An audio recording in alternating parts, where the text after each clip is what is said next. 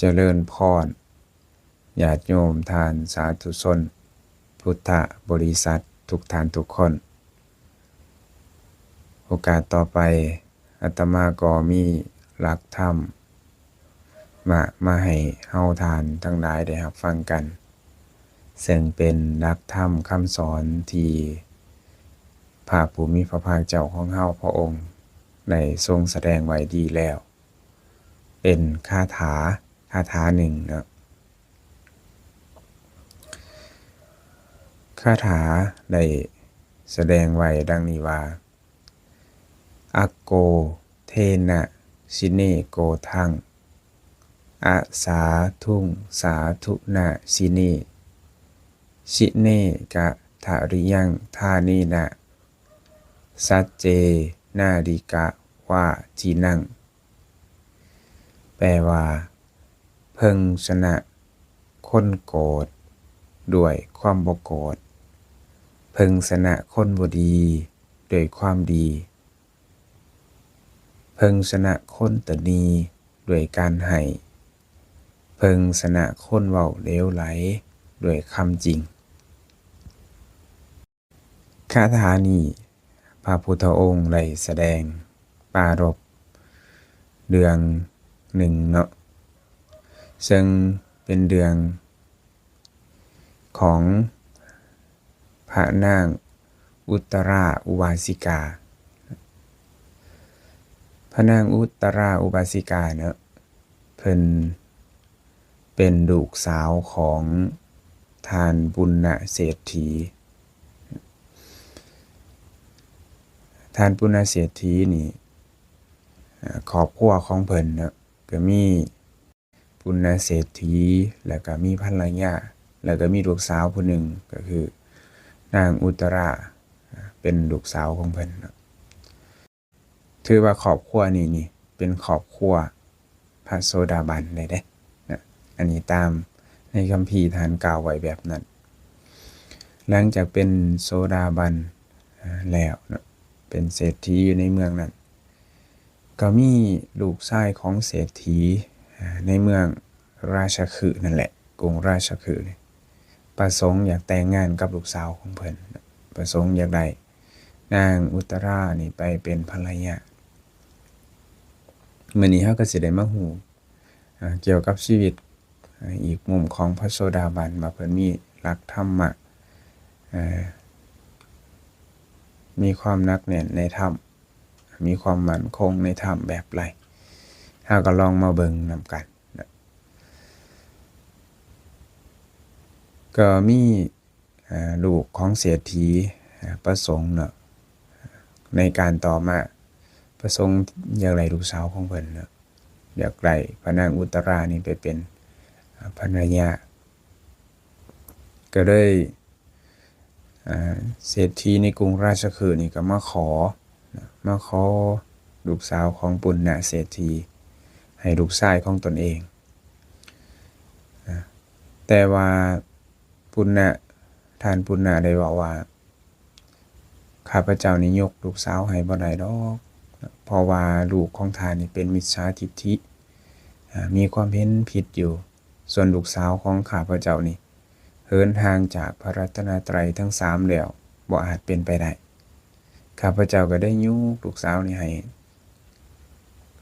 ลูกชายของท่านบ่ได้อันนี้ปุณณะเพิ่นว่าที่นี่เศรษฐีผู้นั้นก็ได้เว้ามาหลายอย่างแต่ว่าเราก็บ่ได้ยกให้ก็ได้ไประลมเศรษฐีอยู่ในเมืองนั้นมาช่วยอ้อนวอนนะเศรษฐีทั้งหลายนี่ก็มาอ้อนวอนว่าอย่าทำลายความสนิทสนมกับด้วยเศรษฐีในกรุงราชคฤห์นั้นจงยกลูกสาวให้บุตรของเขาเถิดว่าอย่าทำลายความสนิทสนมกันเลยกับเศรษฐีในกรุงราชคฤห์นี่เพิ่นเอานี่มาคูนะผลสุดท้ายก็ได้จำยอมยกลูกสาวให้ไปเป็นภรรยาของบุตรเศรษฐีอยู่ในกรุงราชคฤห์ หลังจากยกไข่แล้วเนาะนางไปอยู่ยกก็ยกไข่ในวันขึ้น15ค่ำเดือนอาสาฬหะคันคือสมัยนี้ก็แม่นมื้อที่เฮาตักบาตรเตรียมเข้าพรรษานั่นแหละเนาะหลังจากนั้นเนาะนางไปอยู่ในตระกูลของสามีพระนางอุตรานี่นางอุตรานี่ไปอยู่ในตระกูลของสามีนางก็บ่ได้เพื่อจะเข้าไปหาภิกขุหรือภิกขุณีหรือว่าเพื่อถวายทานหรือฟังธรรมเลยสิ่งที่นางเคยเฮ็ดอยู่ตลอดได้บ่ได้เฮ็ดที่นี่ดวงไปประมาณ2 เดือนครึ่งอยู่แบบนี้ได้อยู่2 เดือนครึ่งนางก็ได้ถามสาวใส่ว่าเวลานี้ภายในพรรษานี่ยังเหลืออีกเท่าใดสาวใส่ก็ได้ตอบว่ายังอีกครึ่งเดือน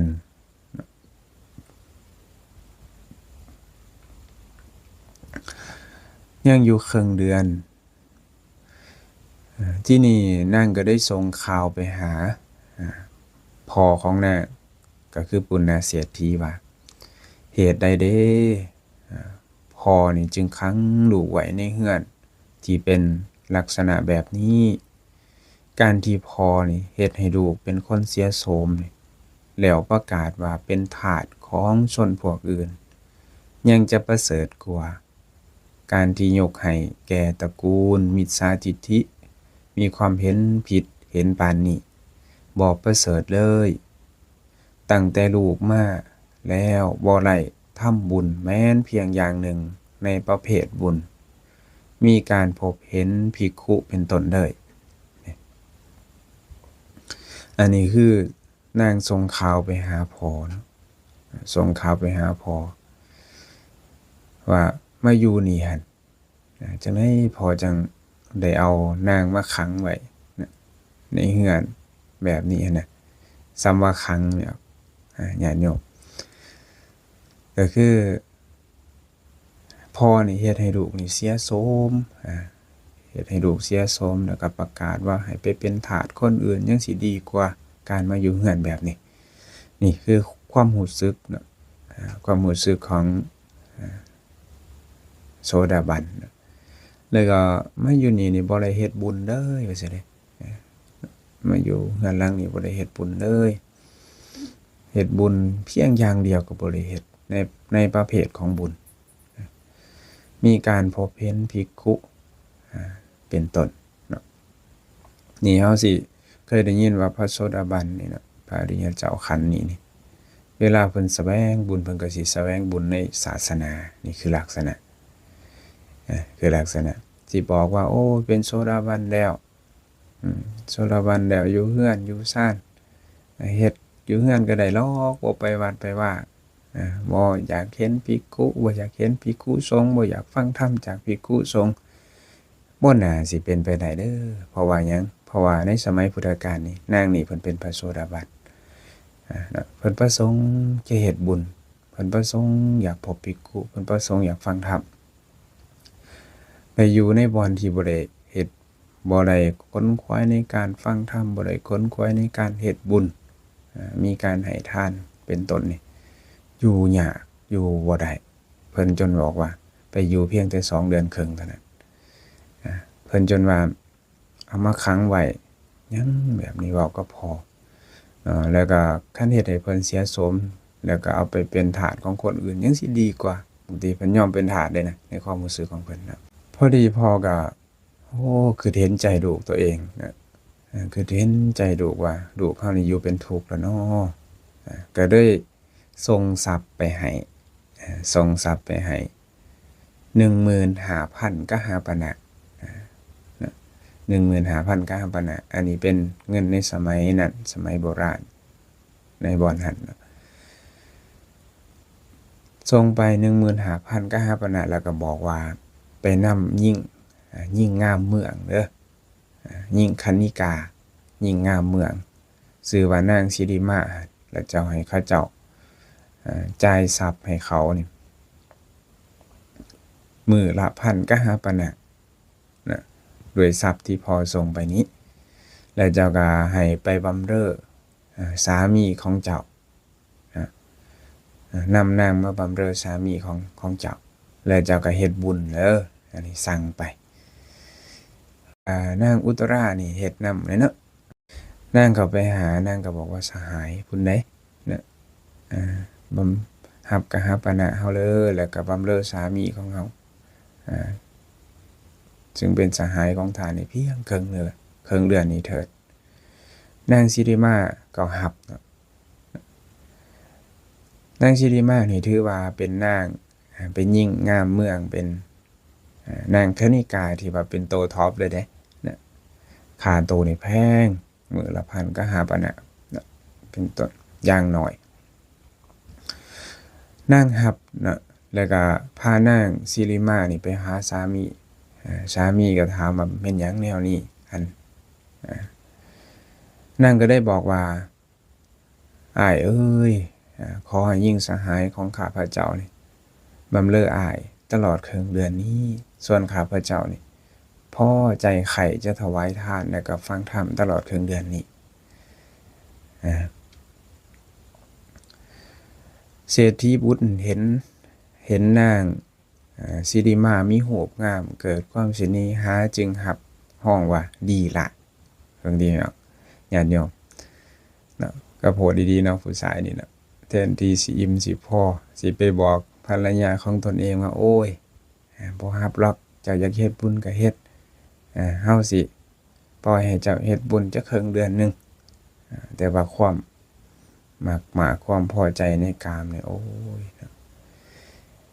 แทนที่สิให้โอกาสภรรยาเฮ็ดคุณความดีตัวเองก็เบิ่งก็ยินดีให้ย้อนนางไปอยู่นำสิมีความสุขเนาะนาง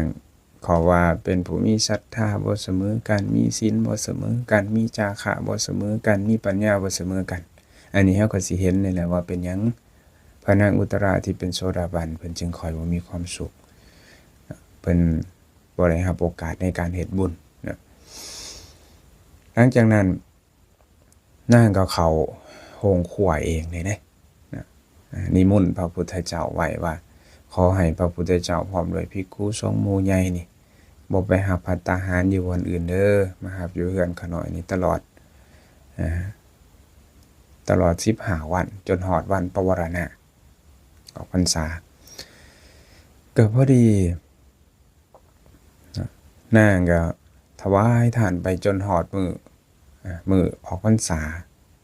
มื้อกะว่ามื้ออื่นนี่เป็นวันมหาปวารณะก็พอดีสามีเนาะวันสุดท้ายเด้อสามีก็ไปยืนเบิ่งนางอยู่เรือนครัวนางอยู่เรือนครัวใหญ่ขมุกขมักเขมิ้น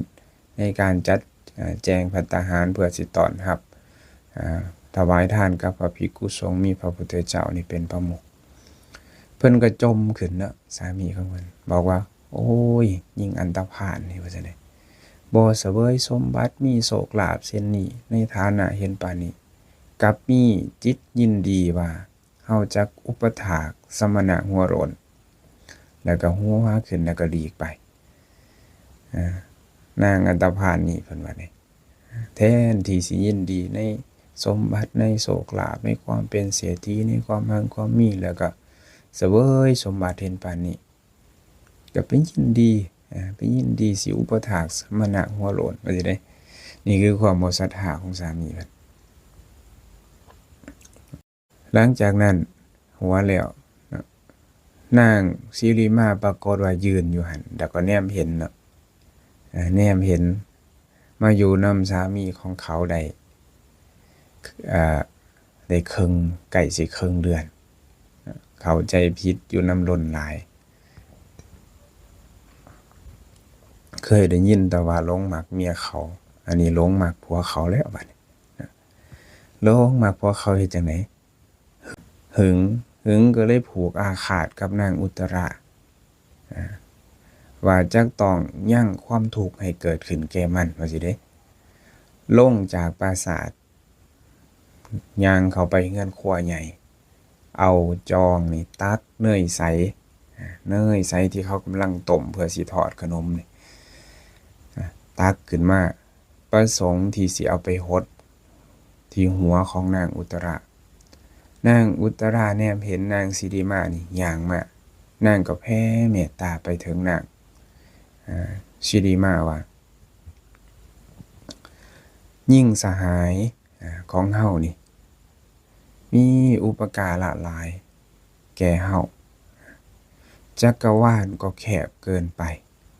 พรหมโลกนี่ก็ยังต่ำหลายส่วนคุณของยิ่งสหายเฮานี่ยิ่งใหญ่หลาย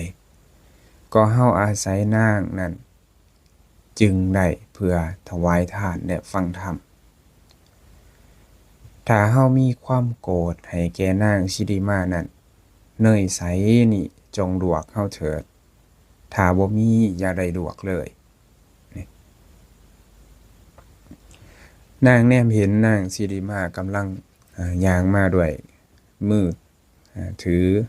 จองเนยใสที่กำลังร้อนนางแผ่เมตตาไปนางแผ่เมตตาโดยจิตที่เป็นมิตร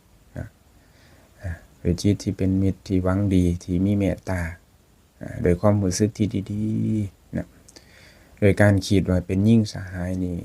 ยิ่งสหายของเฮานี่มีอุปการะหลายแก่เฮาจักรวาลนี่ที่ว่ากว้างใหญ่ก็ยังแคบอุปการะของนางถ้าเทียบใส่กันกับอุปการะคุณที่นางมีต่อเฮานี่พระนางอุตราว่าแล้วก็พอหยังเพราะว่าได้อาศัยนางนี้จึงได้ถวายทานจึงได้ฟังธรรมบางทีความเพิ่นยินดีในกุศลธรรมความเพิ่นยินดีในกุศลธรรมเอายิ่งอื่นมาให้สามีมาบำเรอสามีตัวเองก็ยินดีในการให้ทานในกุศลธรรมนี่เขาจึงมีคำว่าโซดาบันนี่เขาเอาความทุกข์ออกไปจากเขานี่บ่แม่นน้อยๆเพราะหยังเพราะความทุกข์ที่เกิดจากความทะเยอทะยานในกามคุณความหวงแหนในกามคุณนี่โอ้ยก่อทุกข์ก่อโทษให้คนเฮาจนเกิดการเบียดเบียนกันโดยกายโดยวาจาโดยใจแต่ว่าพระโสดาบันเพิ่นยินดีในกุศลธรรมเพิ่นบ่มีความทะเยอทะยานในกามคุณทั้งหลายยินดีด้วยทานด้วยการฟังธรรมด้วยกุศลธรรมความทุกข์ของเพิ่นจึงเบิดไปหลายอันหลายอย่างนางบอกว่าถ้าว่ามีความโกรธให้แก่นางสิริมานี่เนยใสเนยใสนี่จงลวกถ้าว่าบ่มีจะได้ลวกปรากฏว่าหยังปรากฏว่าเนยใสที่นางสิริมาหดลงที่หัวของนางอุตรานี่ปรากฏว่าบ่ต่างหยังกับน้ำเย็นเปรียบเหมือนน้ำเย็นนี่ด้วยสัจจะโดยวาจาโดยการอธิษฐานจิตนี่บางเทื่อเนาะคนเฮานี่บางเทื่อคันเฮามั่นใจในคุณงามความดีของตนเองได้เฮ็ดคุณงามความดีไว้ตั้งจิตตั้งใจในคุณงามความดีบางเทื่อการตั้งใจในการอธิษฐานนี่แล้วก็อธิษฐานจิตมันก็เป็นส่วนที่สำคัญอยู่เด้เฮ็ดให้เฮามั่นคงในกุศลธรรมเพราะบางเทื่อก็เฮ็ดให้เฮาผ่านวิกฤตด้วยการบ่เบียดเบียนตนเองบ่เบียดเบียนผู้อื่นด้วยเนาะที่นี่นางก็คนใส่เห็นนางสิริมาเฮ็ดแบบนั้นแล้วก็ตีนางสิริมาด้วยฝ่ามือด้วยทั้งมือทั้งตีนนั่นแหละทุบตีนางสิริมานางอุตราก็ได้ห้ามแล้วก็หลังจากเขาหยุดแล้วเนาะห้ามแล้วก็ได้ถามนางสิริมาว่าเจ้าเฮ็ดแนวนี้นี่จะประสงค์หยังเป็นหยังเจ้าคือเฮ็ดกรรมหนักแบบนี้นางสิริมานี่ก็ได้สารภาพเนาะว่าตัวเองมาอยู่นี่แล้วบ่ได้คิดว่าเจ้าของเป็นคนทางนอกแล้วลืมโตว่าสิได้หลงหักหลงมักสามีของนางอุตราก็ได้คิดเบียดเบียนหลังจากนั้นก็ได้ขอขมาโทษต่อนางอุตราว่าคันสิขอขมาโทษนี่ไปขอน้ำพอของนางพอในที่นี้หมายถึงบ่แม่นพอผู้ ที่ให้เกิดในวัฏฏะก็คือในสังสารวัฏแต่ว่าเป็นพอในวิวัฏฏะก็คือพระพุทธเจ้าก็คือให้ขอโทษขอขมาโทษนำพระพุทธเจ้ามื้ออื่นนี้พระพุทธเจ้าสิเสด็จมาเจ้าก็มาให้ทานแล้วก็มาขอขมาโทษนำพระองค์คันพระองค์ยกโทษให้อดโทษให้เฮาก็สิอดโทษให้นี่คือความเป็นมิตรของนางอุตระเฮาสิได้ยินเนาะว่าโสดาบันเขาสิยินดีในการบ่ทิ่มแทงกันโดยหอกคือปากบ่เบียดเบียนกันกับไผๆนี่คือตัวอย่างเด้ญาติโยมที่นี่เนาะพอหุงเสาขึ้นมานางอุตรานางสิริมาแล้วก็บริวารนี่ก็ถวายทานแก่พระพุทธเจ้านางสิริมาก็ได้ไปมอบลงที่พระบาทของพระพุทธเจ้าว่าเมื่อวานนี้ข้าน้อยนี่ได้ทำกรรมซื่อนี้เมื่อเป็นเช่นนั้นยิ่งสหายของข้าพระองค์ยังห้ามทาสเฮือนซึ่งเบียดเบียนข้าพระองค์ได้ทำอุปการะแก่ข้าพระองค์โดยแท้ข้าพระองค์นั้นรู้สึกถึงคุณของนางนี้จึงขอให้นางนี้อดโทษเมื่อเป็นเช่นนั้นนางกล่าวก็ข้าพระองค์ว่าเมื่อพระองค์ทรงอดโทษให้จึงจักอดโทษให้นี่คือคำเว้าของนางสิริมาที่เว้าต่อพระพุทธเจ้านะพระพุทธองค์บอกว่าอุตราได้ยินว่าอย่างนั้นหรือพระพุทธองค์ก็ได้ถามนางอุตราพระนางอุตราบอกว่าอย่างนั้นพระองค์ผู้เจริญเมื่อวานนี้ยิ่งสหายของข้าพระองค์ได้หดเนยใสที่กำลังฝดเทิงหัวของข้าพระองค์พระผู้มีพระภาคบอกว่าเมื่อเป็นเช่นนั้นเจ้าคิดอย่างไรนางอุตราบอกว่าข้าพระองค์คิดอย่างนี้ว่าจักรวาลก็ยังแคบเกินไปพรหมโลกก็ยังต่ำเกินไปคุณของยิ่งสหายของข้าพระองค์เท่านั้นยิ่งใหญ่เพราะข้าพระองค์อาศัยเขาจึงได้ถวายทานและฟังธรรมถ้าว่าข้าพระองค์มีความโกรธอยู่ให้แก่นางนี้เนยใสที่เดือดผ่านนี้จงลวกข้าพระองค์เถิดถ้าหากบ่แล้วขออย่าไหลลวกเลยแล้วไหลแผ่เมตตาไปยังนางสิริมานี่คือสิ่งที่เราคิดเราเว้ากับพระพุทธเจ้าพระพุทธองค์อนุโมทนาว่าดีละอุตราการสนะความโกรธอย่างนั้นสมควรก็ธรรมดาคนมักโกรธเพิ่งสนะโดยความบ่โกรธคนลาเขาเว้าต่อว่าเขาเพิ่งสนะได้ด้วยความบ่ลาตอบบ่ต่อว่าตอบคนตนีจัดเพิ่งสนะได้โดยการให้ของตนคนมักเว้าตัวเพิ่งสนะได้ด้วยคำจริงนี่พระพุทธองค์บอกว่า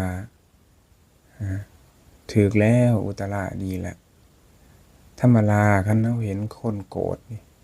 สิ่งที่สมควรเฮ็ดก็คือการบ่โกรธตอบธรรมดาคนเฮาสนะคนมาโกรธเพิ่งสนะโดยการบ่โกรธเพราะหยังเพราะถ้าเฮาโกรธตอบกันนี่เรื่องเล่าแฮงยิ่งใหญ่ขึ้นพิษเถียงกันบาดหมางกันคันเฮาสิชนะคนที่กำลังโกรธเฮาควรเอาชนะกันโดยการบ่โกรธนั้นดีกว่าแม้นแท้เป็นคนในครอบครัวเป็นคนที่อยู่ใกล้ชิดติดแท้แล้วกันเวลาเห็นคนลาคนเว้าให้การชนะกันโดยการบ่ลาตอบนั้นดีโดยการบ่เว้าให้กันตอบคืนนั้นดีเพราะหยังมันสมควรกว่าคันเฮากันเอาชนะกันแบบนี้ถ้าเฮาบ่เอาชนะกันแบบนี้นี่ถ้าสิชนะกันโดยการลาตอบ โกรธตอบร้ายตอบนี่ก็เรื่องก็ยิ่งใหญ่ขึ้นผิดเถียงกันใหญ่ขึ้นคนที่ตณีคนที่บ่มักให้คนที่หวงแหนตณีนี่ควรเอาชนะโดยการให้ของตนดีกว่ากันต่างคนต่างตณีนี่ความเป็นมิตรมันก็เกิดขึ้นบ่ได้อย่าลืมนะว่าคนเฮาสิเป็นมิตรกันอย่างหนึ่งก็คือการให้นี่แหละการสงเคราะห์กันการช่วยเหลือกันโดยการรู้จักแบ่งปันรู้จักบ่ตณี